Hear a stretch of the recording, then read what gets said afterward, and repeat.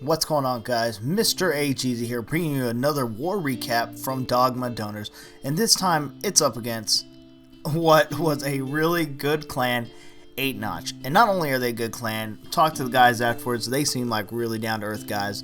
Looking to join a clan, check them out if you want, guys. Dogma Donors, of course, we are riding a 54 game win streak, trying to get this 55th win here, and we were fortunate enough to get it. Here are some of the stats here, as you can see here. Feature battles, most heroic attack, blue for them. Tiggle Biddies was both our most heroic attack and most heroic defense this war. Here's a recap of their hits. As you can see, it was tight, it really was. And there's their clan information also for anybody that's interested. But yeah, you want to talk about a killer war here. We got lucky right at the end. Both teams kind of just waited it out. I liked some of the names. I banged your mom. It was good, but oh my word, you want to talk about relief after this match. We were really concerned throughout because they came out like a rocket. Here's our team recap right here, as you can see. Some really close calls there, especially from Freaky. Freaky just had a bad, close to 3-star war, but didn't happen. But we did good. Me, yeah, let's not talk about me. I had a horrible war. I had a horrible war. But fortunately, it was scouting for the most part. So, let's take a look at the war events here real quick here. Scrolling down. There you see all these absolute not so great hits early on, and then they come out like a truck on theirs. Then we came back strong, tried to do what we could here, take a huge lead was our goal. Anyways. But as you can see here, they made a huge comeback, and it all of a sudden became really real. Then we once again came back and we did our thing, you know, like we always do. And then, as you can see here, it started getting messy. They came back with their final punch here, or one of their big punches here. And, oh my word, they took the lead again at the end. And so we were sitting here like, okay, what do we got to do to win? Because it looked like everything was in their favor. It really did. Wow. 8-Notch, of course, came into this war with 103 wins, and they had the first attack within 4 minutes into the war, with Salio defeating Joe 95. But, oh my word, like I say, look at all this. It was, I can't say it enough. It was really good. Notch retaliated, and they cleared the TH8s using the Town Hall 8 attacks. And not only that, they got plenty of scouting up top, so we were kind of like, oh my word. As you can see here at the end, this is what we did to barely come out on top at the end. Here was the final score. Let's go ahead and take a look at some of those matchups here. So the first one we're going to review here is Markobo against JZ017. So, Markobo is going to come in here with a Go Velo kind of attack here, so it worked out pretty good. It really helped us out. And you can see here, drawing the CC and pulling it away. That way we can go ahead and, you know, hit him on the corners where it hurts. You know how it goes. Dropping down the witches, which is great, distracts the dragon, confuses it all out while the witches and wizards go to work on these guys. Drops the golem, and here comes the Go Velo coming in. I guess it's Go Velo-y? I don't know. Go-y Velo? I don't know. Someone tell me. Correct me later if you want. Drops the EQs, which opens up a direct path right there to the Town Hall. And this is, of course, Town Hall 8. Markobo being our 20 against JZ017. Does a great job here. However, as you can see here, his Barbarellas or Valkyries decide, hey, we're going to run outside, which doesn't help out. And triggers the double giant bombs, which is great. The golems is, of course, taking hits. But at this point, you know what? It ends up working out because everything is distracted by the golems, and it allows our Valkyries to go ahead and clean out the outside and let our wizards follow up behind it and just get some clean shots here. Coming on with the back end loons here, trying to take out the air defenses and clear out the defenses, and then we got the skeleton traps, which do kind of cause a little bit of issue. The only problem is it's kind of too little too late. So at this point, we're good. Not only that, the wizards are going to clean up here. Yoink, yoink, yoink. And as you can see here, now it's nothing but a cleanup party with 20 seconds left, or 30 seconds, whatever. But anyways, cleanup party here happening, all heading to the corner, yoink yoink. And then the question is, where's the next thing we got to clear up? Well, it's all the way over here in this corner. So as they slowly get there, we'll go ahead and zoom in with them. But, well, we'll stay here. That was it. Markoba with the excellent attack on JZ017. And I'll recap the whole war here again in just a second. But, in fact, I'll read just what our war recap says here shortly. But, that was the first attack we were going to highlight. Let's look at the next one here. Next one, Joe95 takes on T-Fram. I'm going to say Fram. It might be Frame. I don't know. But anyways, here we go. He's going with the, what is it called? I forget what it's called. Houndloon attack, I guess is what you want to call it. Goes ahead, takes out the CC with some poisons, which is what you want to do. And then, oh, this is such a beautiful attack. So he sends that out, the loons. I think he's trying at this point to get the distraction of the queen. I'm not sure 100% because obviously I'm not used to this. And then here we go, sending in the hounds, who's going to take the hits. And I think that's actually probably what he was doing, trying to see if there was any kind of like, what am I call it, loons coming up like you just saw. And then here he goes, cleaning up. He's lost his hounds, really, so, well, he's got some hounds still, sorry. He's got his hounds still, trying to do some work here, flying around and putting on some work. The loons try not to gather into one spot here, spreads out. The hounds also die, but the good thing is, of course, when the hounds die, you got the pups. And the pups trying to clean up here for us.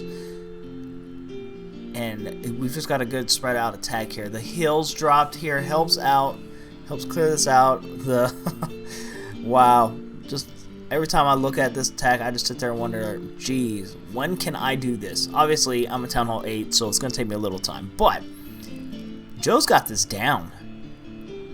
Look at this. With hounds to spire. Drops the queen, drops the king. Hounds explode. It's got one more defense to handle, and that is the Archer Tower, which he does easily. And at this point, it's just go pups go. For the next 40 seconds. Pups are going to go ahead and wreck here. We're going to go ahead and speed up a little bit, but you get the idea here. Pups take over. It's just destruction here. And then everybody's going to race for the last buildings here. Yoink, yoink, yoink, yoink, yoink. Death, death, death. And there's the last thing right there. And goodbye, Dark Elixir Drill. So Joe had a great hit there, guys. Let's go ahead and take a look at the next one here. We've got now G-Money on Wrangler. This was one of the critical hits here. Wrangler did a great job here in this war. So we're going to send out our hounds. We're going to send out hogs here. Trying to draw that CC. Didn't quite get it yet, but now we do. So now that we've got that CC out, of course we're going to drop the poisons. It's going to take out the loons, drop the second poison. It's going to finish off the dragons. For those that don't know, 2 poisons equals death on a dragon. So that's awesome right there. So the Golem's going to lead here for G-Money here. Sorry for that little lag. The Golems will take the lead starting off. It's coming from the southeast side of this attack. Drops our little buddies here, Scullies. And they open up one passage. He was trying to get 2, but, you know, this will work. This will work anyways. Gets the jump spell in. And then the golems go to work distracting while everything else falls up. And here comes the hogs. Hogs come in the back end with 3 heals left still. He's good to go. Just goes ahead and heals that guy. And just watch these hogs work with 20 hogs left still. Everything's still being distracted by everything in the middle. Hogs are coming up to clean. And man, they do good. Eventually, this is my goal, is to be able to do this. Almost like a go-ho. This is almost exactly how it should be done. Something I gotta strive for, but this is a very good way. But this base also allowed for it to happen that way. But this is something you guys should definitely try to strive for, guys, with go-hos anyways. Good heal spell placements. Everything worked out really well. And now it's just cleanup. 25 seconds left. They do a good job here. Now I know I'm showing videos just of G Money's attack and our attacks. And the reason why we do this is because we try not to reveal our bases, because we pop up some very strange funny bases sometimes. And also try to get that war advantage. You know how it goes. But sometimes it works, sometimes it bites us in the bus. That's just the way it is. So the last video we've got to show you is Jesus, our number 1, is going to go ahead and hit number 3. There's Sam's. Sam's, number 3. So as you can see here, Sam's a fantastic player, good guy too from their clan chat. So we sat here, dropped the archers, dropped the healers, so we can go ahead and lock them into a battle of endlessness. And now we've just got pretty much a mixed go low, I guess you can call it. Go we low. I don't know what you want to call it exactly. But sending the hounds, following up with the loons, doing a great job here. Obviously trying to reach the rest of those ADs, which he does end up doing here. Making sure I got the right video. Yeah, there we go. Alright, so after that, we've cleared the defenses, and now everything else is just going to work. So that's pretty much the war, guys. I'll recap it a little more here. Let me read you what our article says pretty much here that we have on our site, which you guys can check out at dogmadonors.weebly.com. And I'll pop up the other screen so you guys can check that war recap. But here's what we got written up. The Dogma Donors were matched up versus the 8-Notch clan in what ended up being an extremely close match, with Dogma winning 68-67. Clan makeup was as follows. 8-Notch, their most MHA, most heroic attack came to Blue. Fantastic guy. They were made up of 2 Town Hall 10s, 10 Town Hall 9s, 12 Town Hall 8s, and 1 Town Hall 7. Dogma Donors, Tiggle Biddies, of course, was the most heroic attack and most heroic defense. And we were made up of 3 Town Hall 10s, 9 Town Hall 9s, and 13 Town Hall 8s.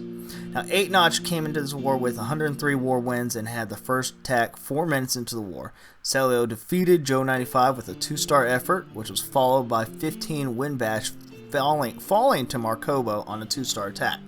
The war started off lively, as by the end of the first hour, 18 attacks had already been used, making the score 22-13 in favor of the Dogma Donors.